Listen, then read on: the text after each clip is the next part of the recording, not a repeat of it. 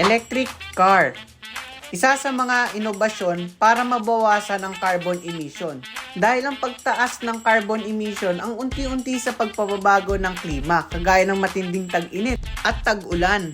Ang sasakyan na ito ang nag-aalok ng mas malinis at epektibong alternatibo sa tradisyonal na mga sasakyang pinapagana ng gasolina. Kasabay pa nito ang Sunod na oil price hike sa susunod na linggo. Lahat ng produktong petrolyo magmamahal po sa susunod na linggo. at matinding traffic dito sa Metro Manila. Kaya ngayon, pag-usapan natin tong si Nissan Leaf. Itong si Leaf ay nakilala dahil sa features nito na full electric hatchback na ang layunin ay magpababa ng carbon emission at magbigay advantage sa mamamayan na makatipid sa gasolina at advantage na walang coding. Dinisenyo din ito upang magbigay ng maayos at tahimik na biyahe. Sinamahan pa ng advanced feature tulad ng e-pedal at co-pilot assist na nagpapadali sa pagmamaneho at nagpapataas ng kaligtasan.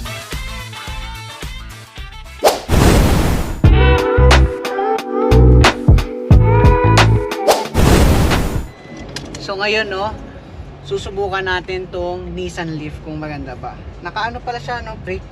Nakaano ba? Yan, nakarili. At dito nagsimula ang pangangapa ko sa electric car. Mote. Ang hirap naman ito, nakakalibago. Paano po ito, sir? Hindi, sir. Paano mo ito? Hindi ako mag-drive. Pag-drive. Kano, sir? Ganyan mo left, sir. Ganito. Ganito. Yan, parang joystick. Ang galing, joystick yung ano niya, Yes, sir. yung shift knob. Subukan natin. Ano po ba ito? Electric? Full electric siya. Ito po.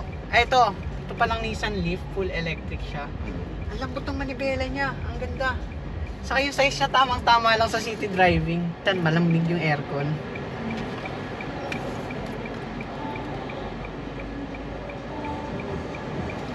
Saka wala siya masyadong toy sa head unit niya. Normal lang na infotainment.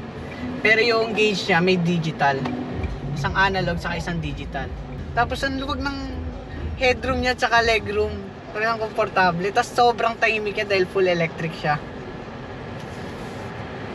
Saka magaan siya i-drive. Ito yung maganda rito. Pag puro ano siya. Pag ganito city drive. Hanggang dito sa likod, abot yung aircon. Abot dyan sa likod. Walang vent, pero abot hanggang dito. Masarap na ito i-drive. Kahit matraffic siya palabas dito sa World Trade. Hindi nakakapagod siya i-ano. Kumusta yung brakes? Yung brakes niya walang bite. Magugustuhan mo to, Rico. Kasi yung preno niya, pag tinapak mo siya sa hindi, nagbabite naman siya sa una, pero hindi siya kagaya ng ibang sasakyan na susubsub ka. Pwede ba ito subukan ni Hataw?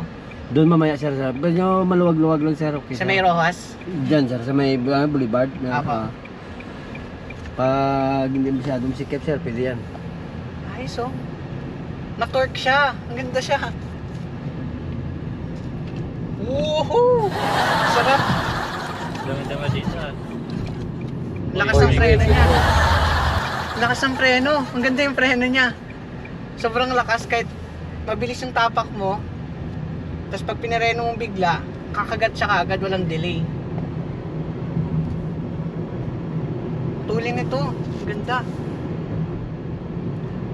Ano to? Eco mode po? Ano po siya, ano po siya, mga mode po siya sa pagda-driving po.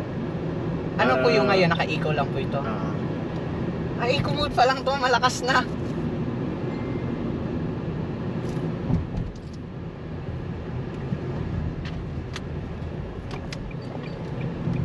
Sir, kakanan to dyan, sir. Before Kakanan sang po. overpass. Bila signal ka na kanan, sir. Sige po.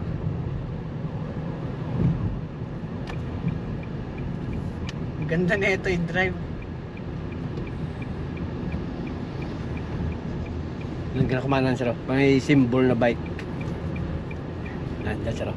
Responsive siya, konting tapak mo lang, pag dinili mo konti, kakagat siya. Bibilis talaga siya. Ganun siya ka-responsive. Ito po, Yan. Ito medyo may malalalim na lubak dito. Malalaman natin yung suspension niya. Kung maganda. Maganda. Okay din. May mga lubak dito pero maganda pa rin yung niya. Ride niya. Hindi siya masyadong ramdam. Ito sa hams.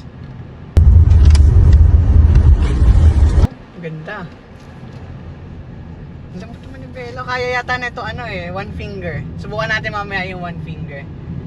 Pag pala tinatapakan mo yung gas niya, may tumutunog siya parang sumisipol. Right turn, sir. Naka 16 pala, kaya pala sobrang lamig.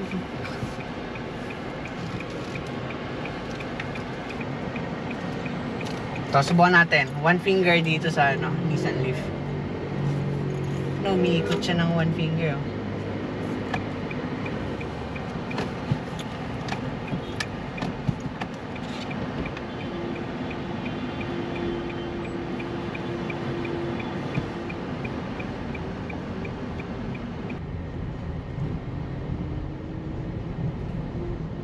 Ang bilis niya mag 60. Dampi lang yung tapak ko. Nakakalito lang yung niya. Yung cambio niya.